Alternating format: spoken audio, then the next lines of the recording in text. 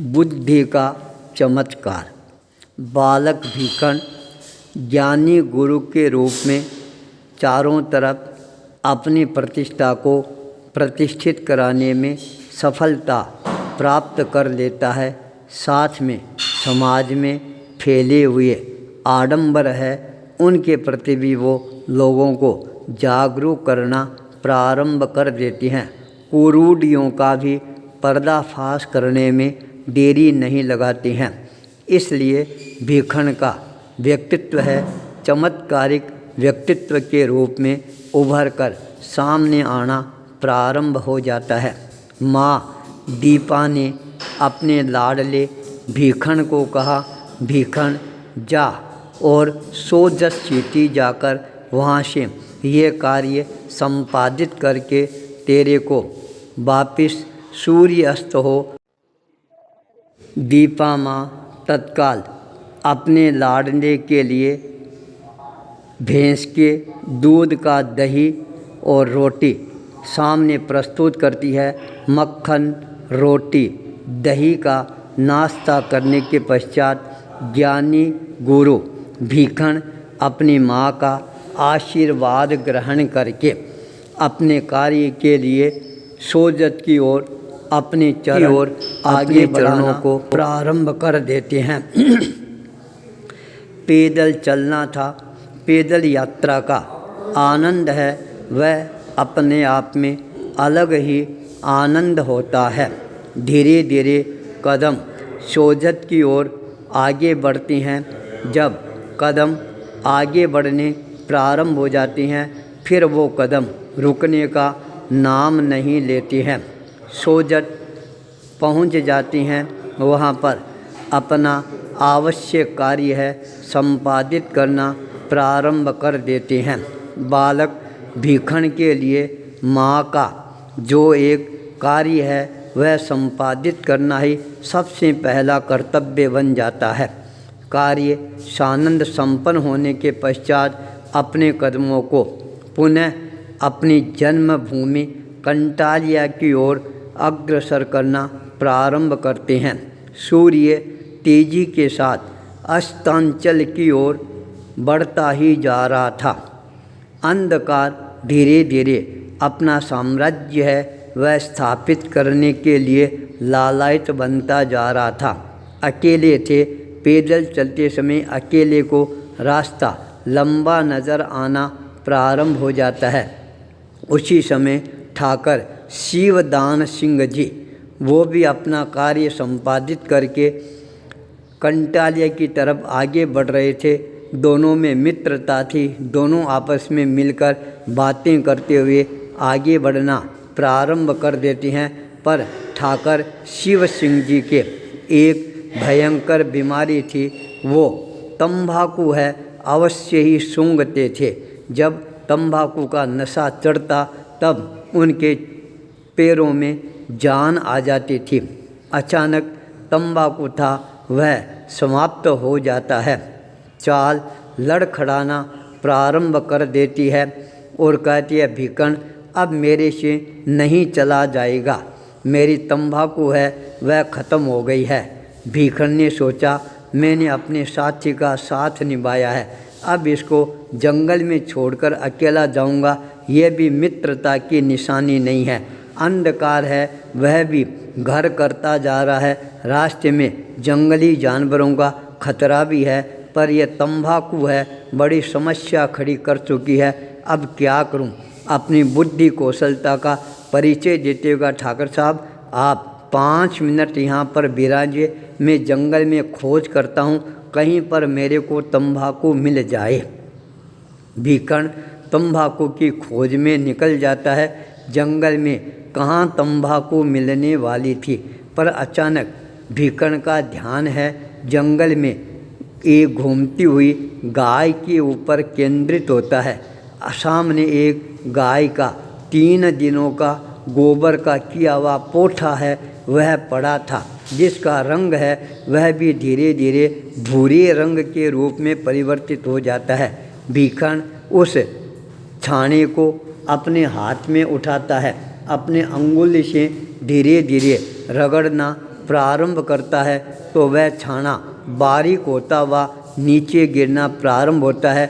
उसको इकट्ठा करके थोड़ा सा हाथ से मसकल फूंक देकर उसको एकदम तंबाकू की तरह बनाकर एक पुड़िया के अंदर बांध लेते हैं। उस पुड़िया को लेकर भीखन अपने मित्र शिव सिंह जी के पास में पहुंचता है।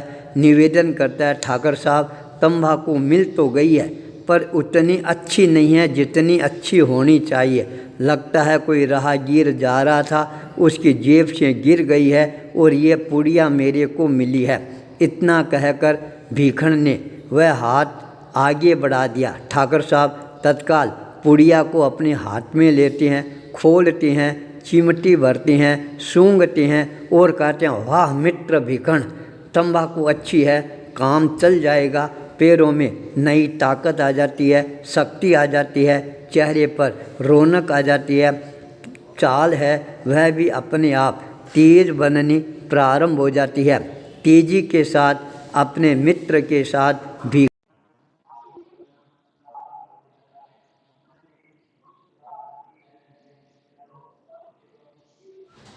गांव निकट आ गया है और तत्काल गांव में प्रवेश कर जाते हैं। कहते हैं, ठाकर साहब तंबाकू का नशा कैसा रहा? ठाकर ने कहा, भीखन बहुत अच्छा रहा।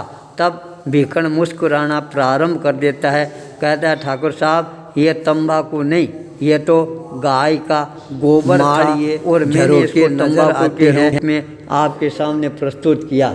भीखन की यह करामात देखकर मित्र शिव सिंह जी के चेहरे पर भी मुस्कुराहट दौड़नी प्रारंभ हो जाती है। ये था भीखन के बुद्धि कौशलता का परिचय।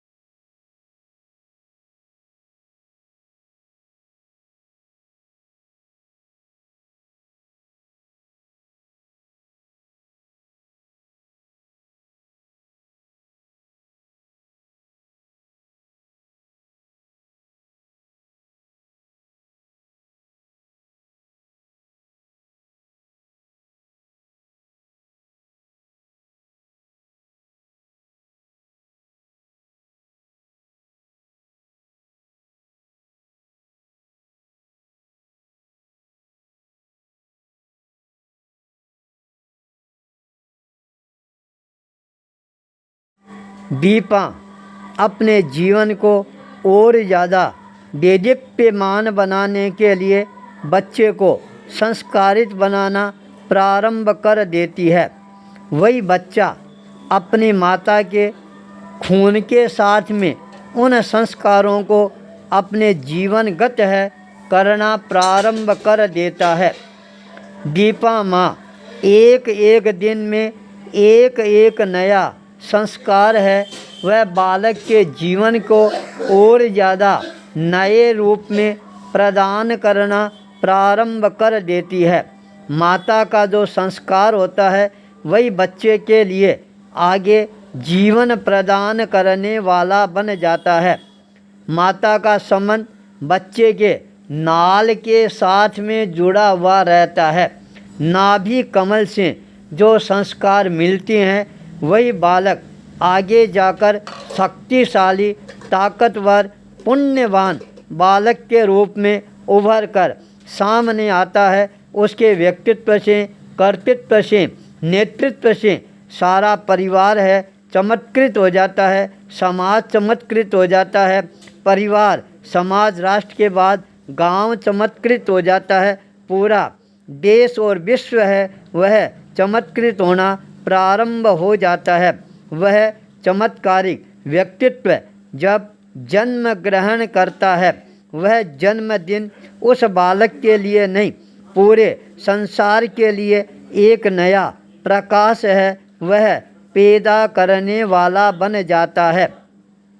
जब बालक का जन्म होता है सकलेचा परिवार खुशियों से नहाना प्रारंभ कर देता है। जब नामकरण का समय आता है वही बालक आगे जाकर सारे संसार के अंदर अपने आप को प्रतिष्ठित करना प्रारंभ कर देता है, वह बालक विश्व के अंदर अपने नाम का डंका बजाना प्रारंभ कर देता है। आगे जाकर भीखण के नाम से प्रसिद्धि प्राप्त करता है। भीखण आचार्य भूपेंद्र।